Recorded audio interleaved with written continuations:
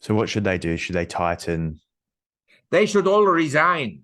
That is the first thing. We need new people at central banks that are people that have been running a business, that have some business experience, that know how tough it is to run a business, to pay the employees, to cope with all the government interventions and the regulations and new laws all the time, and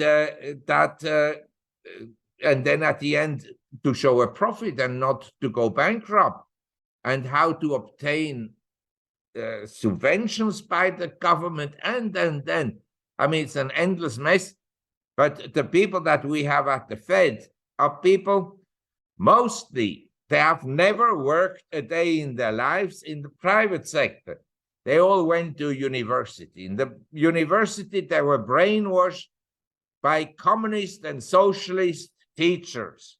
Most teachers are socialist communists. The